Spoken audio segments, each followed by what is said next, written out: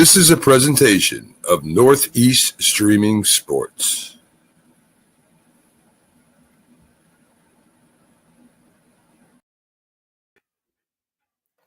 And welcome to the Dr. Sem Yankees Show, March the 15th, 2025. Let's make today a great day. And how do you make your day great? It's simple. Look to the good. And don't take spam phone calls. But look to the good. Look around you. Find the good in the world. Look around, see it, and appreciate it, and that's how you make your day great. Make your day even better by doing good for others. When we give love, when we give kindness, it comes back to us in greater amounts than we ever gave.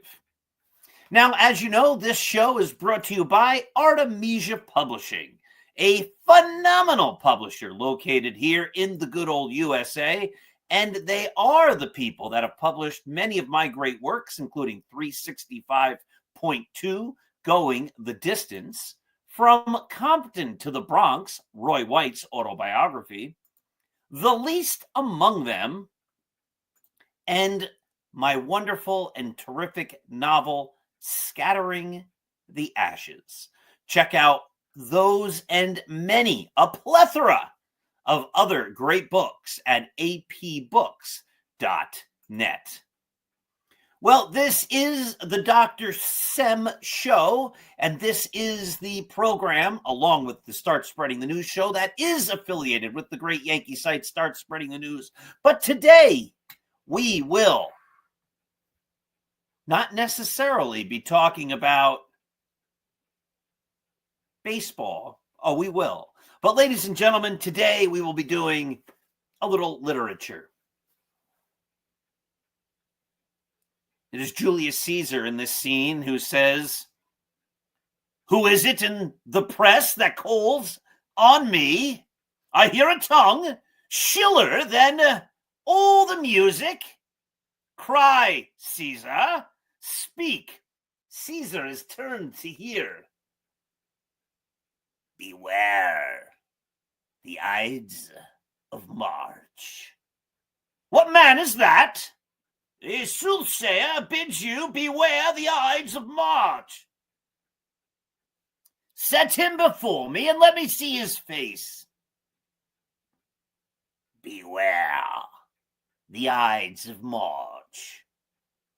Well, my dear friends, today is the Ides of March. March the 15th. On this day back in 44 BC, Julius Caesar lost his life on the floor of the Senate when he was stabbed by the senators, including his loyal or seemingly loyal and trusted friend and confidant, Brutus. Yesterday, I ran an article on Start Spreading the News that one might say has the same kind of dire feel. I mentioned, to many people's chagrin, that I do not believe the 2025 Yankees are going to be very good. The only real retort that anyone has to that, because they're really not going to be any good. The only real retort that anyone has to that is saying, yeah, they're not that good. I get it. The Yankees have a lot of weaknesses. It's an ugly looking team right now. But the rest of the league stinks. So, hey, why not? This is what we're reduced to. The most cogent argument in favor of the Yankees for 2025 isn't, oh my goodness, they have a powerhouse team, the mighty Yankees. No, no, no. Dare say the most cogent argument for the Yankees in 2025 is that the rest of the league stinks. That's what Yankee fans are now reduced to. Yes, I know our team isn't that good.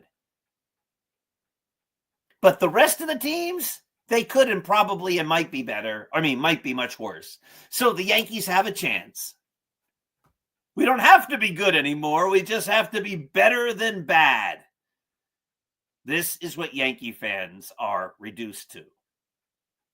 Here on the Ides of March, I am saying, as I said yesterday, that all logical expectations for the Yankees are that it's over. It's done. 2025 is not going to be the great year. And I can walk everyone through it piece by piece. But I'll just hit some of the highlights. The catcher, Austin Wells, hit 111 in September. Now, people say Austin Wells might be great. He might be an up-and-coming star. He might be. But, and this is what all the positive thinkers never do. They never, tell it to you equally. They just say, oh, yeah, he's an up-and-comer. I believe Austin Wells is going to be a star. Oh, yeah, and he might be. But he also might be the guy who hit 111 in September. The argument is, well, he wore down. He got tired. Well, he's going to catch more this year. He's not going to catch less. He's going to catch more. But even if he's great, what's he going to play? 125 or 130 games? It's a lot of games he's not going to play. And the Yankees do not have a quality major league level hitting backup catcher. Whoever replaces Austin Wells for those 50 or 60 games or whatever it'll be, whoever that is basically an automatic out. At third base, the Yankees have Oswald Peraza. He's never hit in the major leagues. He lost out to Anthony Volpe to be the starting shortstop, and Volpe has never hit in the major leagues. They'll both probably provide solid defense. Months ago, I talked about how great the Yankee defense for 2025 looked to complement the pitching staff that looked to be great. But we'll get to that starting staff in a moment. We don't know that Oswald Peraza is going to hit, and we don't know that Austin Wells is going to hit, and we don't know that Anthony Volpe is going to hit. We also don't have a DH. The Yankees do not have a DH. Right now, their big idea is Dominic Smith. I mean, what do you call it when you make the same mistake over and over again? Some people would say that's the definition of insanity. There's another I word that might fit the description better. Incoherent? Inept? Unbelievable. The Yankees have tried getting the old, washed-up veteran, I don't know, 400 million times in the last decade or so? Travis Havner, Willie Calhoun, Edwin Encarnacion, Chris Carter, Matt Holliday, Kevin Youkilis. I mean, we could go on and on and on this list that it would never end. Lyle Overbay, Lance Berkman, on and on. It doesn't work. And sometimes you catch magic in a bottle for a minute.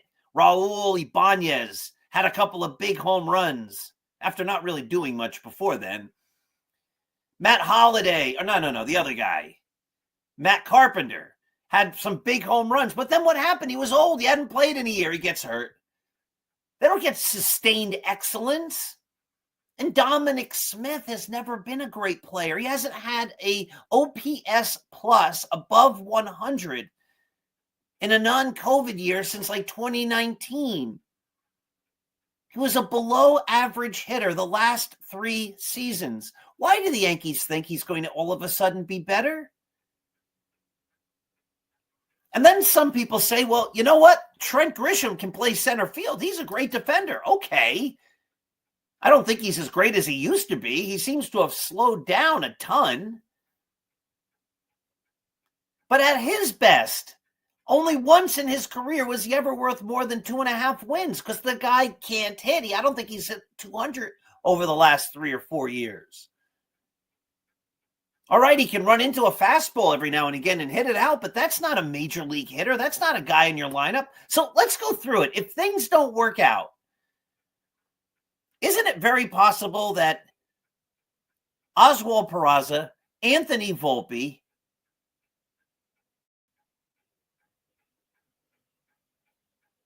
and Dominic Smith all don't hit? And then you put Trent Grisham in the lineup. Now you have 4 outs in the lineup. Some people are saying the Yankees lineup is strong. Tell me where it's strong. It's strong wherever they put Aaron Judge. I think Cody Bellinger will be fine. But he has not been great for years. He had a pretty good year in 2023. He was less good last year. I'm glad they got him. But they didn't get him to be one of the big major parts.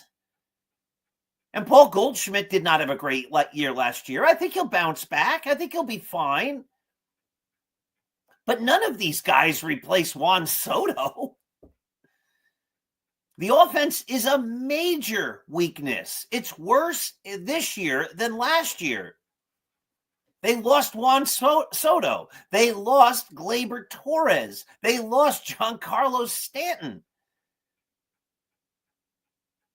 The offense is going to struggle to score runs. The strength, and maybe Dominguez in left field will be great. Maybe. And some people are high on Jazz Chisholm. Okay, but really for his career, he's been about a 2-win player, maybe a 3-win player. He's been about a 100 OPS type hitter. He hasn't been a spectacular player. Some people are like, well, he's a superstar. He's not. Maybe he'll have a great year. But there's a lot of maybes, right? This isn't like, wow, we've got Judge, we've got Soto. We got a lot of exclamation points. There's one exclamation point. Aaron Judge. 1, as far as offense goes. Beware, Yankees. The Ides of March are upon us, and it's not good at all. So let's get to the pitching staff. The starting rotation. You see, when I was high on the 2025 Yankees, I said, well, the starting staff looks amazing. The Yankees have a very deep starting staff, and with great defense around that starting staff, Goldschmidt, Chisholm, Volpe, Peraza, Bellinger, Judge, and Wells. I'm not sure about Dominguez in left field at this point. The Yankees might be able to make up for their poor offense by playing exceptional defense. Every run saved is the equivalent, in a sense, of every run gained. But they're not going to be saving a lot of runs, not this starting rotation. I'm sorry. I know. People get mad at me when I tell the truth. People get mad and they say, oh, how can you say that? What are you, crazy? How can you be honest about the Yankees? Stop being honest. Don't tell us the truth. We want to believe in fiction. So let's go through the starting rotation. Garrett Cole, your ace, is out for the year. You don't have a number 1. And I know some people will say Max Fried is one of the best pitchers in baseball. And he's very good, but he doesn't give you 200 innings. And he doesn't really give you much more than 5 innings in any game. So 5/9, 55% of the time, 55% of the game that Max Fried pitches, the Yankees should be pretty good. But that still leaves 45% of the game where the Yankees have to somehow figure it out the rest of the way. That's their number one. I like Fried. I think Fried should do well.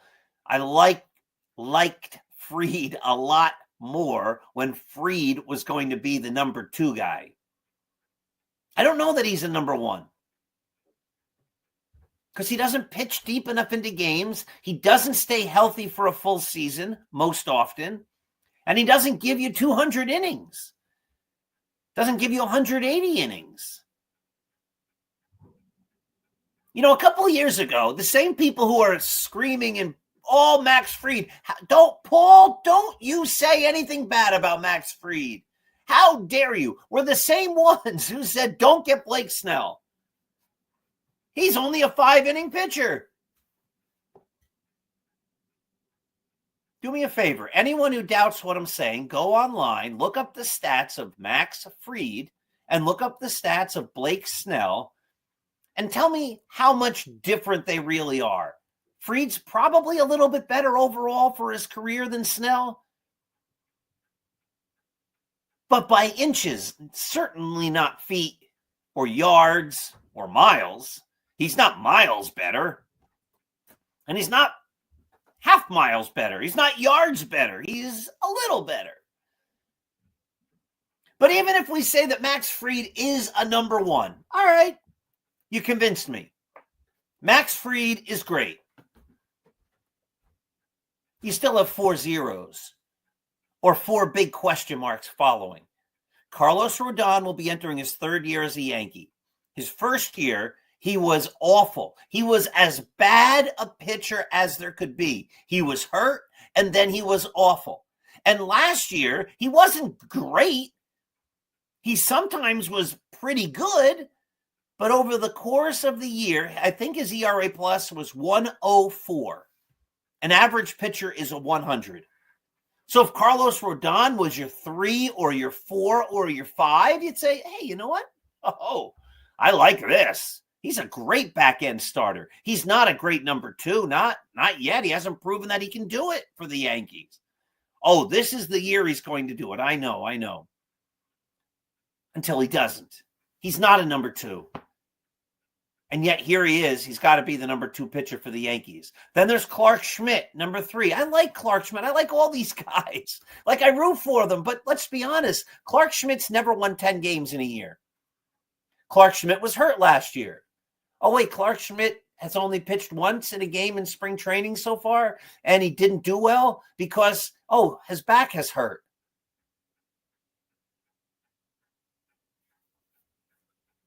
That's your number 3 guy. I'm sorry, fans. I'm sorry, Yankee fans. I'm so sorry. But if those are your top 3 in your rotation, that's a problem. Your number 4 guy is now Marcus Stroman. Go to start spreading the news. Type in perspectives. Find my article from a couple of days ago. I break down Marcus Stroman's numbers. In 2022, he was worse than in 2021. And in 2023, he was worse than in 2022. And in 2024, he was worse than in 2023. So Marcus Stroman, for the last 3 years, has been worse every single year than the previous year. And I made this point that people are saying, well, he's going to bounce back. You can't put a lot of stock in those numbers. And at the same time, they say that the Yankee number 5 starter, Will Warren, is going to be great. Oh, my God. Have you seen him in spring training? Have you seen how good he looks? So they're taking this very small sample size of a pitcher who might be good. And they're saying it's super important. While at the same time taking 3 years of data and saying, yeah, that's not important. Stroman, he's going to bounce back. He's great. He's going to be fine. The Yankees are fine with Marcus Stroman. I know he's worse every year, but discount that. Will Warren hasn't really ever been good even in AAA for an extended time. His AAA stats are not overwhelming. Go to Start Spreading the News, look at my article, and you'll see. That's the Yankees 5-starter. The emergency guy, Carlos Carrasco, in a non-COVID year, hasn't had an ERA plus over 100 since 2018. And if you want to count the COVID year, he hasn't had that number since 2020. That was a lifetime ago. That's the Yankees emergency guy. So now some people are saying, but Luis Gil will come back. I know he's hurt, but once he comes back, the Yankees will have an ace or almost an ace. He was the rookie of the year last year. He's very talented, except he broke down and he got tired because the Yankees threw too many innings on him last year. But people just assume this happens every single year. It happened last year with Jason Dominguez. All winter before last year. And then all year, everyone kept saying, once he comes back, the Yankees have a star. Was he a star last year? No, he wasn't. Oh, you just can't come back from an injury and be great. Huh. I didn't know that. But then when it doesn't happen, all those people that kept saying, once Dominguez comes back, you watch out. The Yankees are going to have a plus player. That's going to be huge. They just forget about it. They never mentioned they said that. And then the next year, as if last year and the other years when they've said stuff like that didn't happen, they go, oh, when Luis Gil comes back, he's going to be great. No doubt about it. He's going to pick up in the middle of the season where he left off when he was good the previous year in spite of an injury. It's absurd. It's not going to happen. Some people are saying the Yankees should go out and get Jordan Montgomery. Maybe the Diamondbacks will get rid of him and his big salary, and then he can be a plus in the rotation. Except last year, he was terrible. But watch where the logic everybody uses fails. They want to play both ends. They want to say everything goes my way. Watch. When you tell people, Yankee fans, that Montgomery was terrible last year, what will they say? Try it. Go try this at home. Find a Yankee fan and say that to them. Be careful. And you know what they're going to say? Oh, Montgomery, of course he had a bad year. He had the whole thing with the contract. He didn't have a full spring training. He tried to ramp up during the season, and it didn't work out well. But now he has a full spring training. He'll be great. So they're saying the reason he wasn't good was because he didn't have a spring training. And then at the same time, they go, Luis Gil's going to come back and he's going to be great. Don't worry about Luis Gil. What's there to worry about Luis Gil? Well, guess what, folks? He didn't have a spring training.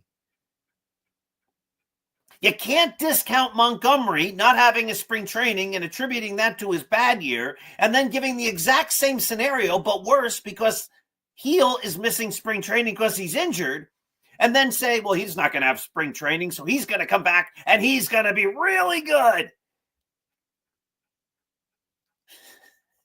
It can't be both.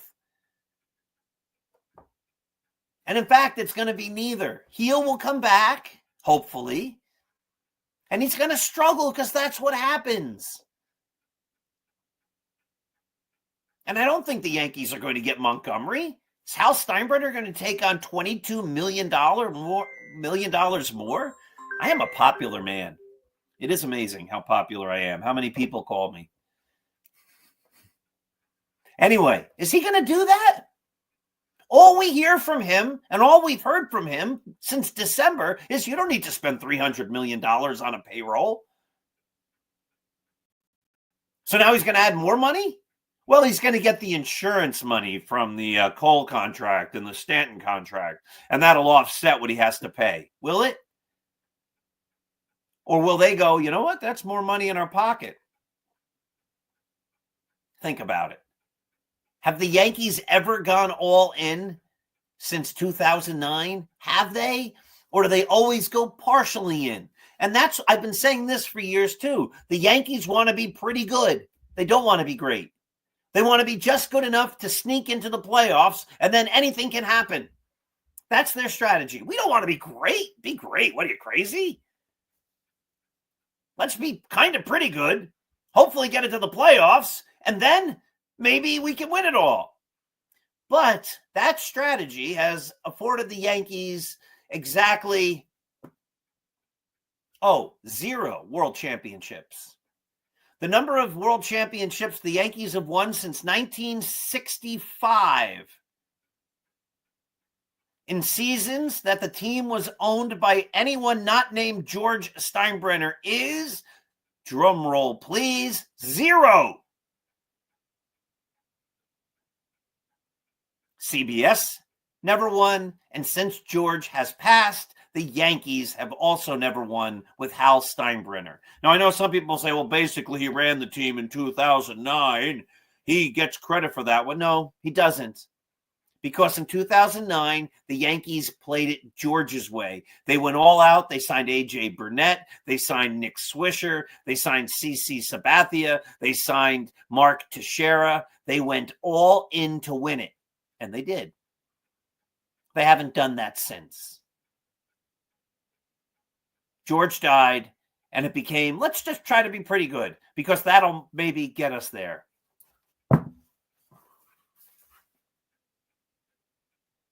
Friends, Romans, countrymen, lend me your ears. I come to bury the Yankees, not to praise them. The mistakes that men do in building rosters that are weak live after them. The good oft interred with their bones. So let it be with Caesar. Or so let it be with the Yankees. I hate to say this, but they have a weak starting staff and a weak offense. And in order for the Yankees to be good in 2025, they're going to need every single thing to go right. They don't have a leadoff hitter. They don't have a DH. They don't have a backup catcher. They don't know what they have in left field. They don't know what they have at third base. They don't know if their shortstop can hit. They don't know that their second baseman is actually going to be a better than league average hitter. They don't know that their catcher can catch a full season and hit over the course of a full season.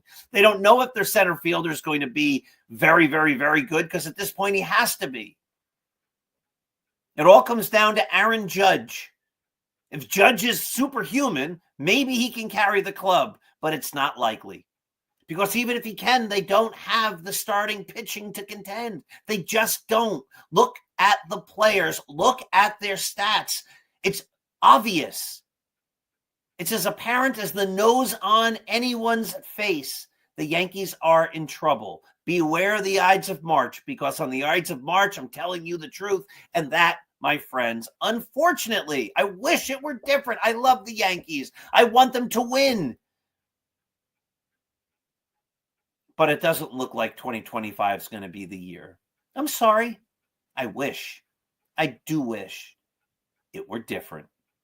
And if I'm wrong, I will be happy to have an episode and to write on Start Spreading the News that I was wrong. But I won't be.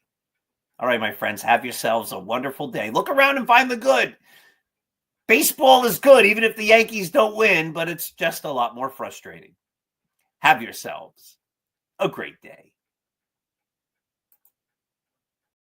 Introducing National Streaming Sports, live and on-demand sports talk programming that you can access 24/7. For the premier sports talk experience, tap into our Roku channel. Start your mornings with Mac and Jack covering all the weekend sports action. Then pour a cup and enjoy all the sports you can drink on the Coffee and Sports podcast. At midday, talk sports from east to west on the Coast to Coast podcast. Followed at night by some hot girl talk with Prim and Proper Sports featuring Sonia Pearson. Talk boxing on the Gloved Fist. Yankee fans tune in for Start Spreading the News. And there's more on the College Sports Huddle and Sports Scope with Robert Butler. There are 20 podcasts in all and 70 weekly shows giving us a 3.4-star viewer rating. To find us on Roku TV, search for National Streaming Sports on the Roku search bar. Click on the logo and you're in. National Streaming Sports, live and on-demand sports talk for America.